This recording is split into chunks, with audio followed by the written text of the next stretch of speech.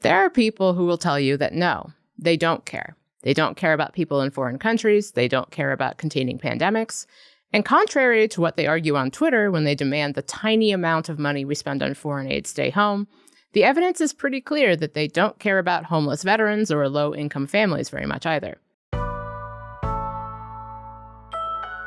It's Friday, February 21st. I'm Jane Coaston, and this is What A Day, the show that did not get invited to celebrate Black History Month at the White House and is actually pretty okay with that. On today's show, Senate Republicans narrowly confirm Kash Patel as the new FBI director, and Mitch McConnell says his time in Congress is coming to an end. But first, Thursday marked 1 month since President Donald Trump officially took office. Since then, he's signed dozens and dozens and dozens of executive orders. White House Press Secretary Caroline Leavitt was practically giddy during her press briefing. This administration is off to a historic start. The president has already signed 73 executive orders. That is more than double the number signed by Joe Biden and more than quadruple the number signed by Barack Obama over the same period. That's not how any of this is supposed to work. And if I recall, Republicans said as much when Obama and Biden signed a lot of their orders. But Republicans don't seem to care now, and neither does Trump. And the fallout from all these unilateral moves is starting to become clear.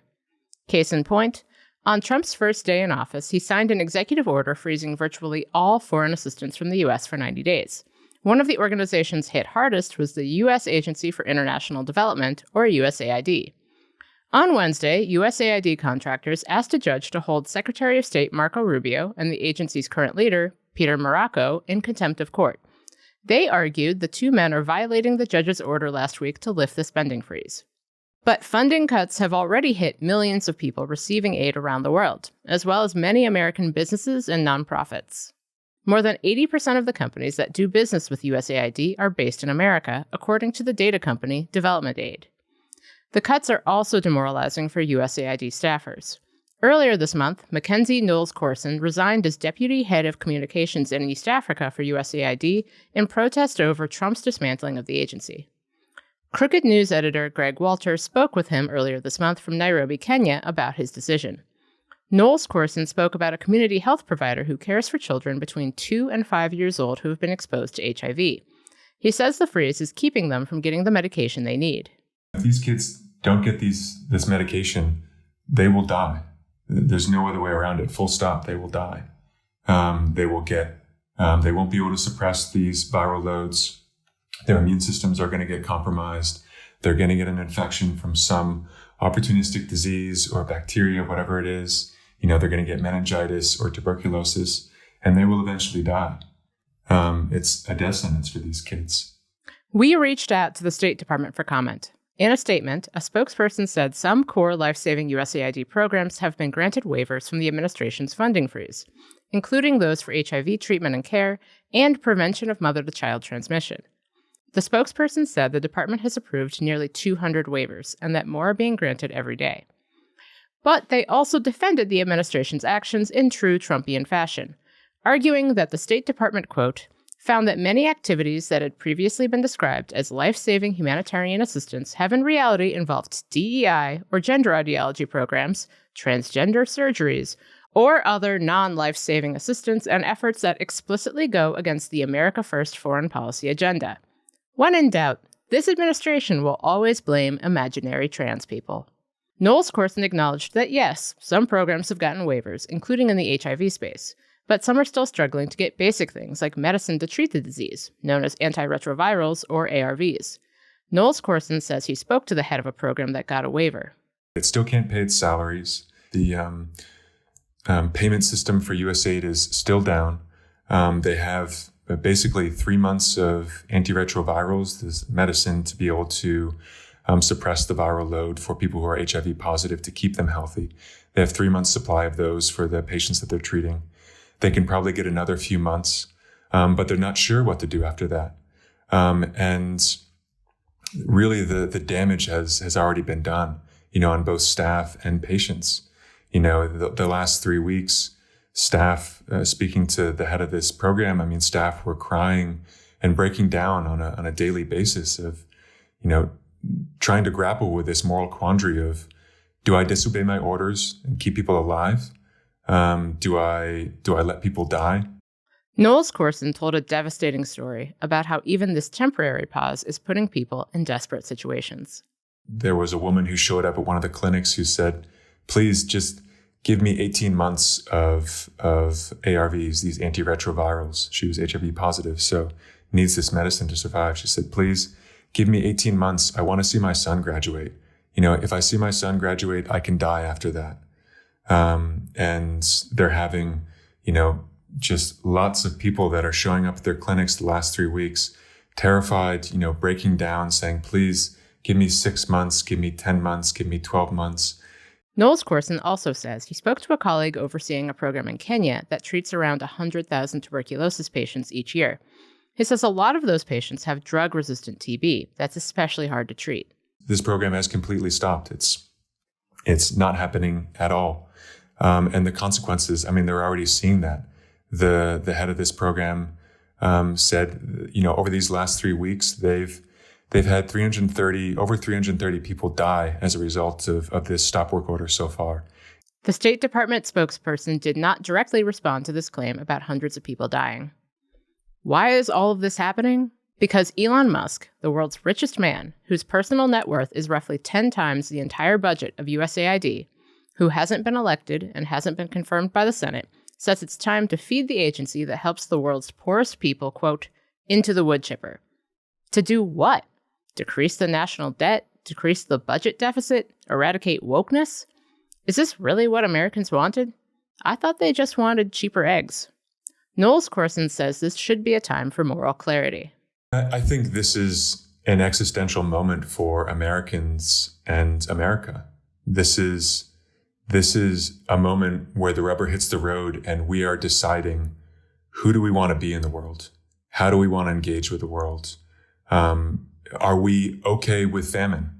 Do we not care, when a disaster strikes and, millions of people's lives are at risk? Do we not want to respond? Do we care about containing global pandemics? There are people who will tell you that no, they don't care. They don't care about people in foreign countries. They don't care about containing pandemics. And contrary to what they argue on Twitter when they demand the tiny amount of money we spend on foreign aid stay home, the evidence is pretty clear that they don't care about homeless veterans or low-income families very much either. Some of these people might call themselves realists, but they're nihilists, vice signalers who think that since they don't care about anyone but themselves, no one else does either. Well, I do, and I bet you do too. And we don't have to be like them. We can stand up for USAID because we can stand up for what America can be at its absolute best. And we don't need to listen to the people who want it to be, well, worse. We'll get to more of the news in a moment, but if you like the show, make sure to subscribe, leave a 5-star review on Apple Podcasts, and share with your friends. More to come after some ads. What A Day is brought to you by ZBiotics Pre-Alcohol. Let's face it, after a night with some drinks, I do not bounce back the next day like I used to. I have to make a choice. I can either have so much fun that night or have a good next day. That is, until I found pre-alcohol. ZBiotics Pre-Alcohol Probiotic Drink is the world's first genetically engineered probiotic. It was invented by PhD scientists to tackle rough mornings after drinking. Here's how it works. When you drink, alcohol gets converted into a toxic byproduct in the gut. It's this byproduct, not dehydration, that's to blame for your rough next day. Pre-alcohol produces an enzyme to break this byproduct down. Just remember to make pre-alcohol your first drink of the night, drink responsibly, and you'll feel your best tomorrow. Every time I have pre-alcohol before I go out, I notice a big difference the next day. Even after a fun night, I can confidently plan on working out without worry. And with pre-alcohol, I can stay on track and not let winter travel and celebrations like Valentine's Day or Mardi Gras throw me off course. Go to zbiotics.com/WAD to learn more and get 15% off your first order when you use code WAD at checkout. ZBiotics is backed with a 100% money-back guarantee, so if you're unsatisfied for any reason, they'll refund your money. No questions asked. Remember to head to zbiotics.com/WAD and use the code WAD at checkout for 15% off. Headlines. The yeas are 51. The nays are 49. The confirmation is confirmed. The Senate voted Thursday to confirm Kash Patel, Trump's pick to head the FBI. The vote was largely along party lines. Only 2 Republicans voted against Patel, Senator Susan Collins of Maine and Senator Lisa Murkowski of Alaska. Patel had some pretty contentious confirmation hearings. Democrats grilled him about whether he'd use his power as FBI director to prosecute Trump's political enemies. In a back and forth with Hawaii Democrat Mazie Hirono, he refused to say he wouldn't. No one Yes or that no? did not break the law will be investigated. Democrats also raised concerns about Patel's pushing of right-wing conspiracies. And he appeared to lie under oath during his confirmation hearings about his ties to conspiracy theorist and Holocaust denier Stu Peters. Patel had appeared on Peters' podcast 8 times, but denied knowing him to senators. Democratic Senator Sheldon Whitehouse of Rhode Island had some strong words for Republicans who backed Patel. Here he is speaking to reporters outside the FBI headquarters before the vote. Kash Patel, mark my words, will cause evil in this building behind us, and Republicans who vote for him will rue that day. Also on Thursday, Education Secretary nominee Linda McMahon inched closer to confirmation. A Senate committee voted to advance her nomination to the floor for a final vote. The Senate has confirmed 18 members of Trump's cabinet so far. 4 more are left, including McMahon. The president is set to hold the first cabinet meeting of his term next week. Representing our Commonwealth has been the honor of a lifetime. I will not seek this honor an 8th time. Republican Senator Mitch McConnell of Kentucky said Thursday he will not seek re-election next year. McConnell made the announcement from the Senate floor on his 83rd birthday. I've never liked calling too much attention to today's date, February 20th. But I figured my birthday would be as good a day as any to share with our colleagues a decision I made last year. McConnell stepped down as the Senate Republican leader last year. He'll go down as the longest-serving Senate party leader in U.S. history. The Kentucky Republican was first elected to the Senate in 1984. In 2016, he was instrumental in blocking then-President Barack Obama from appointing Merrick Garland to the Supreme Court after the death of conservative Justice Antonin Scalia. And during Trump's first term, McConnell helped usher his 3 Supreme Court nominations through Senate confirmation, effectively cementing a conservative supermajority on the court. But his ties with Trump were more or less severed when McConnell blamed the president for the January 6th attack on the Capitol. McConnell said, quote, "There is no question, none, that President Trump is practically and morally responsible for provoking the events of that day." Still, McConnell did not vote to convict Trump in his impeachment trial over the insurrection. He also endorsed Trump for president in 2024. A profile in courage. McConnell's empty Senate seat is set to spark a competitive GOP primary in Kentucky next year. The Department of Homeland Security announced Thursday it plans to end deportation protections for about 500,000 Haitian migrants living in the U.S. The decision reverses a Biden-era extension of an immigration program known as Temporary Protected Status, or TPS, for Haitians. TPS gives people from certain designated countries the ability to live and work in the U.S. legally, but it doesn't provide a long-term path to citizenship. The Trump administration's decision Thursday means these Haitian migrants could be eligible for deportation as soon as August. Some of them may be able to apply for other kinds of protected status. The White House has made similar moves recently regarding immigrants from other countries, too. An advocacy group is currently suing the administration over cuts to protected status for Venezuelans. The Israel Defense Forces Thursday accused Hamas of committing a, quote, severe violation of the ceasefire agreement.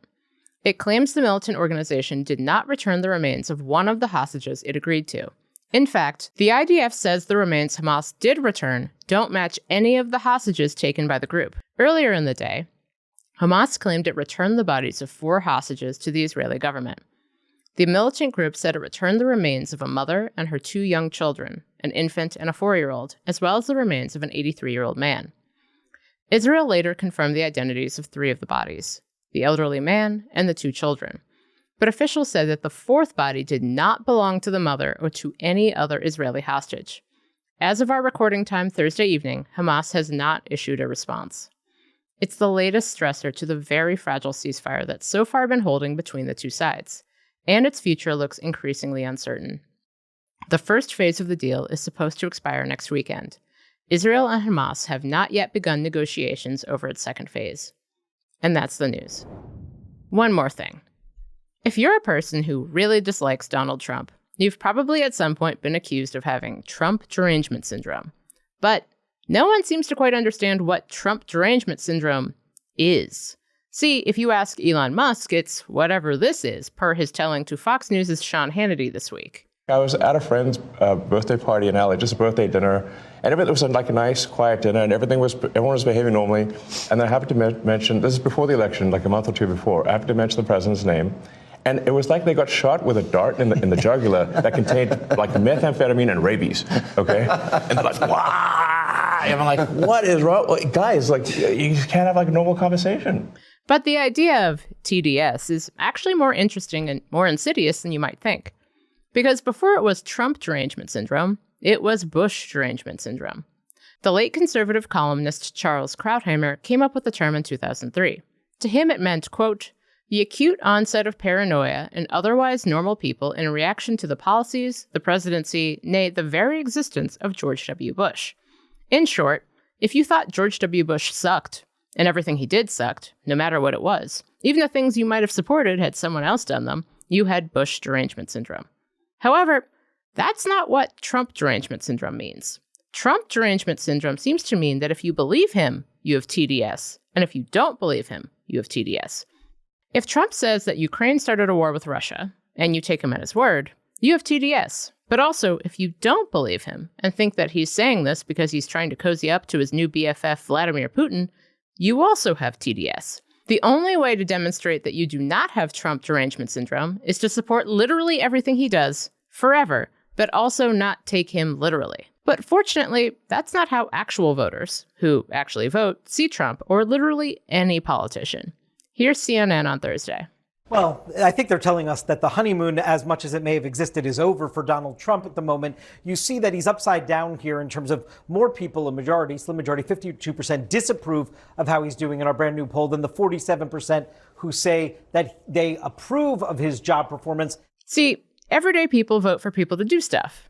And when those people don't do the stuff voters elected them to do, they tend to be kind of annoyed about it. Trump won by convincing a lot of Americans that he wasn't going to do things he clearly wanted to do, and that he was going to do things he had absolutely no interest in. And while that's apparently a great election strategy, it is a difficult governing philosophy. Because most Americans didn't vote to see veterans fired en masse from government jobs or to destroy foreign aid. I keep thinking about this Wall Street Journal article from earlier this week, where a woman told reporter Eliza Collins, quote, when we said safer borders, I thought he was thinking, let's stop the drugs from coming into the country. I didn't know he was going to start raiding places. Now I'm like, dang, why didn't I just pick Kamala? I don't have TDS, and neither do you. What we are Americans who generally don't like what a politician is doing, and don't like how he's doing it, or why. So if someone accuses you of having Trump derangement syndrome, you can think about it another way. Someone sees that you are exercising your free speech rights and is very, very mad about it. That's all for today. If you like the show, make sure you subscribe, leave a review, think about how the richest man in the world is actually extremely weird, and tell your friends to listen. And if you're into reading and not just about how Elon Musk is extremely rich, extremely powerful, and also at CPAC on Thursday said the words, I am become meme, like me, What A Day is also a nightly newsletter. Check it out and subscribe at crooked.com/subscribe. I'm Jane Coaston, and money can't buy cool.